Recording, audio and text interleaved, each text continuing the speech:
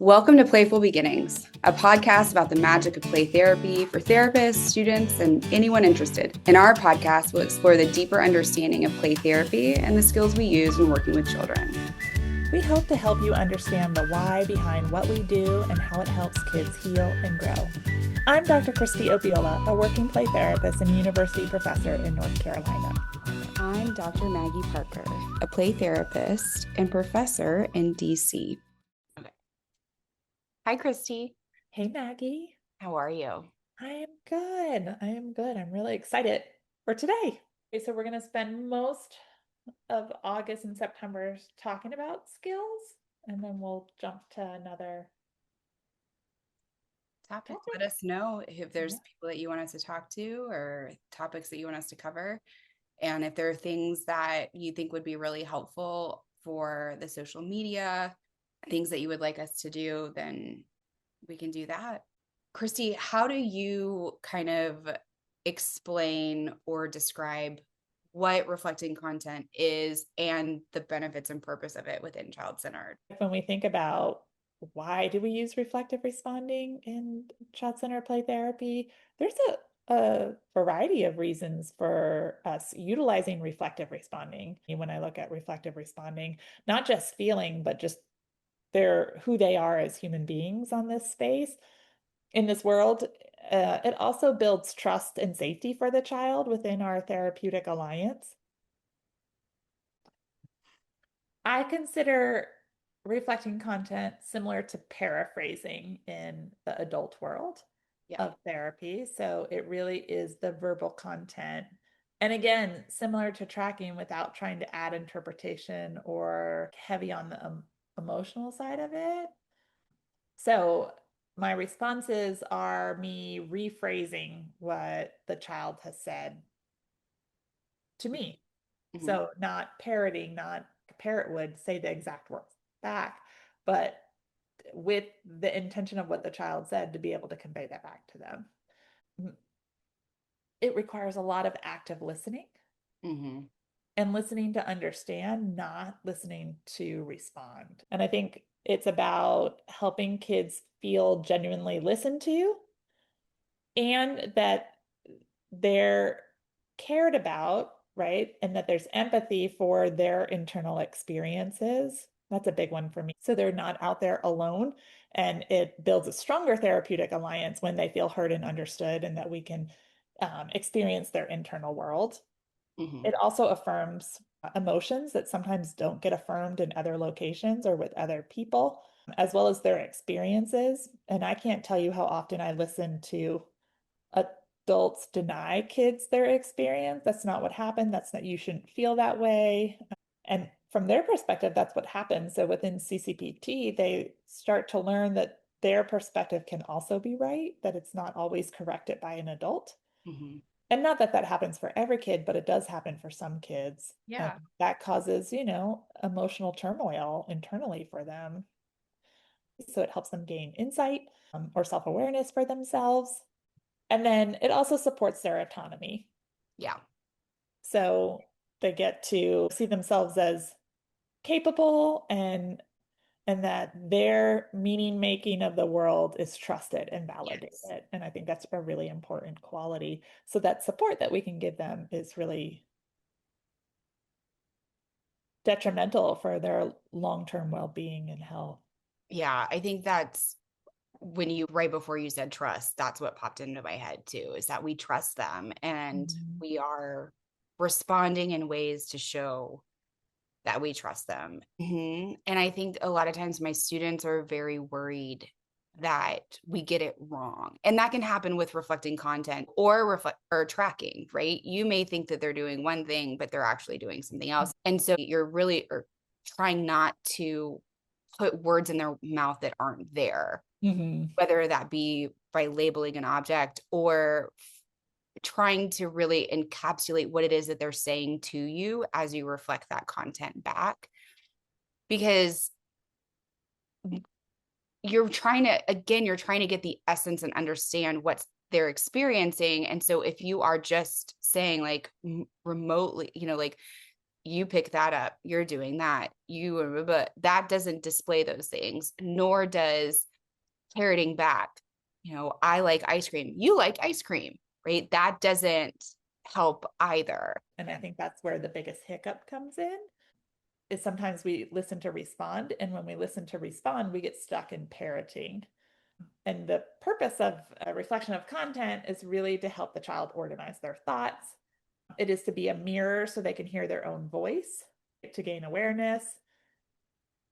It's also intended to be encouraging, to get them to continue talking and sharing, to help us have greater understanding. And like the other two skills we've talked about, or this bulk of skills, it's really about building that therapeutic alliance with your client.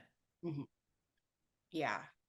And it's really fun, even just out in the real world when we're with kids, watching how excited kids get when you reflect content and you are having a conversation with them in that way.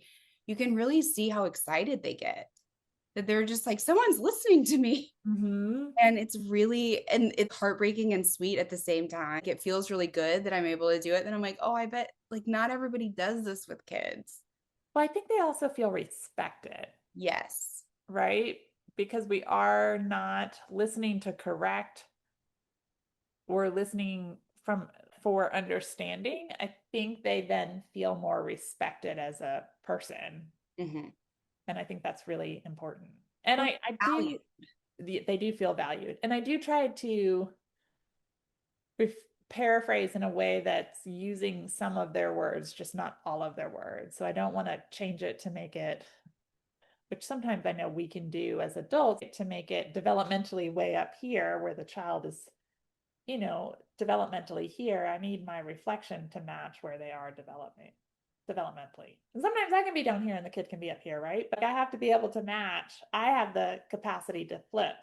Yeah. The child doesn't always have the capacity to flip. And so really kind of helping them. Yeah.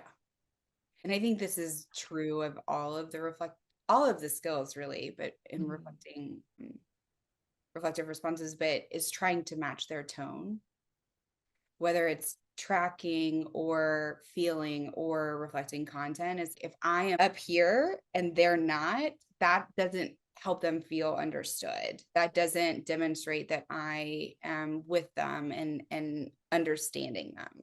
And so really trying, I think we kind of alluded to this and I didn't say it eloquently when we were talking about tracking, is that you have to match their pace also. Not that you're so quiet all the time, you're still showing that you care. But if I have a client who is very quiet and is very deliberate and very slow, then I'm also going to be I'm going to match that, right? And you mentioned mirror neuron, and it's so important. You want to start mirroring and matching who they are. And so if they're telling you a story or they're telling you about something that happened and it's really sad, if you go upbeat or positive because that's where you feel safest, then that also is sending a message to the child that maybe what they're sharing isn't okay, or that you don't understand them, or that they shouldn't have felt that way. And so because we want to meet them where they are as opposed to where we are. And I think even too, talking about development, it's about mirroring. It's not about interpreting or placing meaning on something that isn't there, or responding in a way that we wish it would be happier. Or because I think we also have to be recognized as people. We don't like it when people are sad, usually, or mad. And so, but are you responding in a way that it's demonstrating that you understand, or you're responding in a way for what you feel comfortable with? I think that's important to ask yourself. Yes. I agree. And I think, especially when I first started, that was, I think, the harder task to do, is really kind of match where they're at.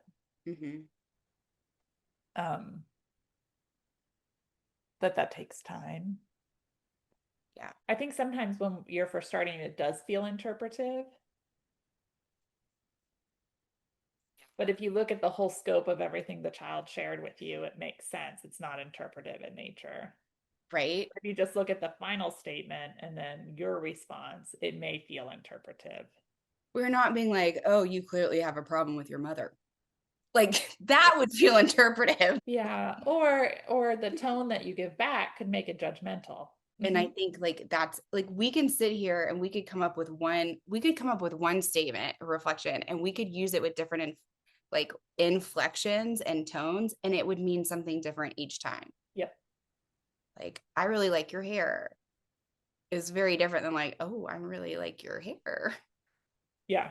So it's really about trying to, you're not just naming things as they're happening, you are reflecting what they are expressing. So I think it's important, someone who is not fully engaged, and that's not our goal within child-centered play therapy. It's about like coming in Mhm. and figuring out what you need to do so that you can really be fully engaged with.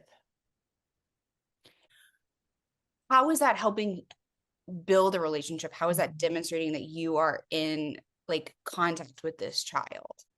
And I think that goes back to what are our beliefs about the mechanisms of change for children, right? It's the relationship that is the mechanism of change.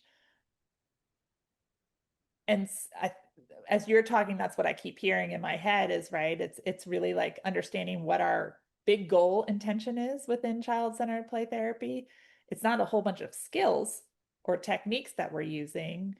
It's this idea of how can I be with you to understand you, to convey my understanding to you, to value you, to, you know, connect in a way that doesn't have a lot of judgment so that you feel valued, heard, understood, to master. So if that's something you're still working on, That's okay. it's okay. Mhm. I think Don't there are plenty too of times that frustrate it. yeah, a supervisor was like, you don't seem to be matching. You seem to be Yeah. really happy here. What's going on? I'm like, oh, wow. Yeah. Great, great observation. You caught me. But it's helpful to have those things pointed out because we're human. Well, and we tend to be working so hard initially to utilize these skills and use the right skill that we miss those other more subtle, nuanced part of communication and Mhm. relationships. Yeah. So, Right. having kind of talked about like the purpose and the rationale and what it is, I'm curious, Kristie, how do you see yourself using these skills in session? Or, which is hard to do, right? Because I think we're using them all the time in session. Well, and this is flat out without having someone sitting across from you. They, I would guess for both of us, they come much more naturally now that if someone started to reflect or, a kid Yeah. started to play or guess what? Da, da, da, da, right? That would be much easier for me to respond to than having to make something up out of You want me to be a kid? no. Okay. Do you want me to be a kid for you? But I think because these are our foundational skills, we probably use them the most frequently in the session. Hmm. And I would say I use them in every session. Every Where session. there are other skills that I may not use in the whole session, Right. but tracking, reflection of content, reflection of meaning, those are skills I use every single session. I was thinking of another maybe content responses. I was working with a client and we were about to take a break from therapy because of life for my client. And this client was not thrilled about the idea of taking a break. Um, they love coming to therapy. In fact, they've told me they're going to come for the rest of their life. That I'm going to be in their life forever. Okay. Did they know when I when she started to come see me that I was going to be with her until she's old and I'm old? And I was like, you really love coming here because that's the content, that's the meaning behind all of that, right? That this is an important place for you and our relationship is important to you. And so to convey that to the client instead of correcting it, she's not coming to me forever. there's going to be a time I'm no longer fun and valuable, and she wants to come see me, which is great. Hold on to that job security, Kristie. Right? I'm just going to record her. So when she says I no longer want to show up or just stop showing up, and You be like, hey, promise. hey, we made an agreement on this date this many years ago, right? Mm-hmm. But the content that she's conveying is this is a really important place for this client, right? And that's the conveying of her wording without being parroted. You want to come here forever. That would be a parroted response, right? Instead of saying this place is really valuable and our relationship is really meaningful to you, Mm-hmm. right? And then she gave me a hug. So the tracking would be you wanted to show me how important this was, right? Because then that's what she did with her behavior, right? Here I'm coming at you. I need to Yep. give you a side hug because I was trained in the era that you don't give front hugs to clients. So Side hug. side hug. Mm-hmm. Yeah. Are we Which really? is not something I request or ask for or anything like that. This is, client initiated. Yeah. No, you're not like, oh, you really like it here. Give me a hug. That would feel Right. creepy. Or we have to get you have to hug me every time you leave. Ugh. That's like the aunt or, great uncle Yeah. that just doesn't feel good. We don't want to do those things either. No, no, that's a whole other topic. But Yeah. I think that's what it is. I think it's really hard when because they can be used together and they can be Mhm. used interchangeably and they need to be used, right? You And can't, they need to be used interchangeably. Like you right? don't want to say track, track, track, reflect content. Track, track, track, reflect a feeling. That's just not how therapy goes. Right. Yeah. Okay. And I think you have to practice because it does feel strange. And Mhm. people might say you're talking strangely. A child might say that you're talking strangely. And you reflect that content back. You're not used to people talking to you this way. Yeah. And I Feels think funny to you or it feels different. mhm, this is you think this is strange. Yeah. And I think I'm trying to think I'm like also not, I'm not afraid in my relationship with my clients to share why I talk this way either. It just happened a few weeks ago. I had a mom tell me that the daughter said to the mom, why does Miss Kristie talk so funny? I don't know that I like it. So the mom said something to me and I said something to the client, your mom shared that you feel like you're not sure about the way I talk or it makes you feel a little uncomfortable. And the client was like, I was like, oh, that's not my intention. I don't mean to make you feel uncomfortable. I talk this way because I want you to know that I'm hearing you and I'm trying to understand you and the experiences you've had and the feelings that happen inside. And that's why I talk this way. And she kind of, or the client paused for a few minutes and then responded, oh, then that's okay. And I said, well, if it does start to bother you, just let me know. I can try to talk differently, but it is really the way I talk with everyone. It's not just you. And she was like, oh, okay. And then we just went on and it has not been brought up since. yeah. And I've had that with a few kids, but I think sometimes we are so well, we haven't gotten to some of these skills, but it's almost like we have to return responsibility or like not be transparent with kids. And again, through transparency, I don't want to overburden them or put like what should be my responsibility on them. But I also think in relationship, that's part of being in relationship is helping them understand who you are. And, you know, just like I fully accept them, I hope they fully accept me. Yeah. And if they need me to not do it as frequently, and some kids will tell me to shut up and be quiet and, you know, Okay. seek a sense of control. And I'm like, you're really needing to be in charge of me today. Got it. Mhm.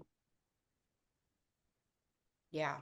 And I think like all of those things are ways in which you're responding and demonstrating that you are understanding them and where they're coming from and how each child is going to be like their need will be different. Mm-hmm. And so you have to respond. It can't be just a blanket response that you give to everyone. It has to be tailored to that individual and what's needed and what they're asking of you and what they're needing of you. And it takes, I think that if I'm thinking about people who are just starting off in play therapy. And it's like, okay, but like how and what and why, right? I think we've demonstrated the why. And I think the how that you get there is you practice. Mm-hmm. You just have to practice. And I'm trying to think about like, how do I explain this to my students when we're talking about these skills, right? It's I like, tell them to practice with everyone and to designate time, multiple times a week. And maybe it is with your peer, maybe it's with your roommate, maybe it's with your partner, whoever it is, maybe it's with your dog, but you practice utilizing the skills yeah, because you're not going to grow comfort with them if you don't practice them. have to practice. I think when we talk about tracking, I think it is really important to remind people that you need to be attuned to the child so that you're not overwhelming them or that you are not demonstrating that you're not paying attention, because it's awkward when you feel like someone's just watching you and hovering over you. My initial reaction, I don't know what this says about me as a person, but I was like, what are you thinking about me? Like, what am I doing wrong?